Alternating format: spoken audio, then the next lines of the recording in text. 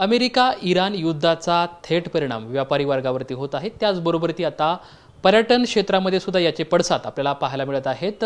जे travels agent आहेत ते सुद्धा आपल्या समवेत आहेत, आपण त्यांच्यासोबत चर्चा करणार आहोत। खरं तर अमेरिका इराण युद्धाचा परिणाम व्यापारी वर्गावरती मोठ्या प्रमाणात दिसत आहे, कारण की भावच्या दरवाढीमध्ये सुद्धा आता आपण बघू शकतो की मोठे आकडेवारी जी आहेत आपल्याला पाहायला मिळते। मात्र सध्या जे पर्यटन क्षेत्रामध्ये सुद्धा याचे पडसाद आपल्याला दिसत आहेत। काय सध्याची परिस्थिती आहे?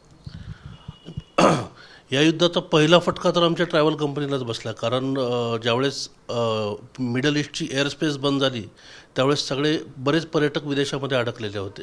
ते पर्यटक आता हळूहळू काही स्पेशल विमानानं वगैरे भारतात येत आहेत। पण आता पुढच्या ज्या काही आता खरं पाहिलं तर आमचा अपकमिंग सीझन आहे, सुट्ट्याचा काळ येतो आहे, पण पुढच्या बुकिंग वगैरे सगळ्या लोकांनी ठप्प केलेल्या आहेत। कोणत्याही प्रवासी वर्ग कोणताही निर्णय घ्यायला तयार नाही आहे, कारण हे युद्ध किती दिवस चालेल, काय होणार आहे, कोणालाही अंदाज येणार नाही। युद्ध जरी मिडल ईस्टमध्ये चाललं असेल तरी युरोपला जाणारे कस्टमर आहेत किंवा इकडे साऊथ ईस्ट एशियाला जाणारे कस्टमर आहेत। भारताच्या बाहेर कुठेही जायचं म्हटलं तर आधी विचार करतायत की आपण पैसे गुंतवायच्या आधी काय करू, टूर होईल की नाही, युद्ध सगळ्या परत साऊथ ईस्ट एशियामध्ये काय ह्या युद्धाचे परिणाम होतील का। ह्या अशा परिस्थितीमध्ये सध्या पर्यटन व्यवसाय हा एकदम ठप्प झालेला आहे। मागच्या 8-10 दिवसामध्ये जो आमचा काही एक सीझन आम्हाला अपेक्षित होता किंवा ज्या बुकिंग्स अपेक्षित होत्या त्या सगळ्या बंद आहेत। अक्षरशः म्हणजे दिवसभरामध्ये एकही बुकिंग होत नाही अशी अवस्था आलेली आहे। तर यापूर्वी आखाती देशामध्ये जाणाऱ्या पर्यटकांची कशी संख्या होती आणि आता सध्याची परिस्थिती कशी आहे? नाही, आखाती देशामध्ये विशेषतः दुबईला प्रवासी भरपूर जात होते, कारण दुबई हे एक हॉट डेस्टिनेशन आहे। विजा सहज मिळणारा होता, लोकांना नवीन वेगवेगळ्या गोष्टी बघायला मिळत होत्या, त्यामुळे दुबई हे सहज प्रवास करण्याचं ठिकाण समजलं जायचं। पण आता दुबई आणि त्यासहित बाकीचे काही मिडल ईस्ट कंट्रीज आहेत त्या सगळ्या बंद आहेत।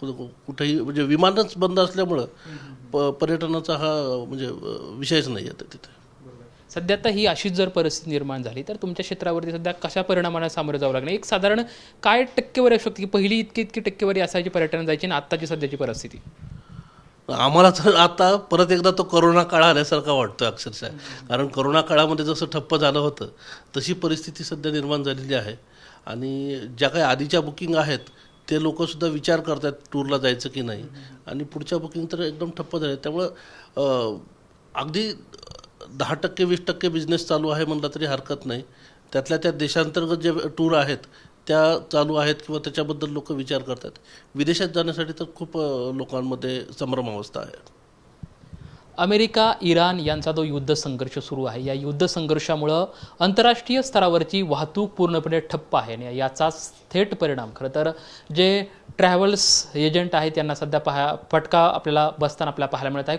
पूर्णपणे वाहतूक ठप्प असल्यामुळे त्यामुळे जे पर्यटनासाठी बाहेर देशात जाणारे जे नागरिक आहेत त्यांनी पूर्णपणे जे पर्यटनात जायचं आहे ते पूर्णपणे थांबवलं आहे। त्यामुळे साहजिकच या सर्व व्यावसायिकावरती मोठा परिणाम सध्या सामोरे जाताना आपल्याला पाहायला मिळत आहे। कॅमेरामॅन सुशांत राऊत सोबत लक्ष्मण जाधव, टीव्ही मराठी, पुणे।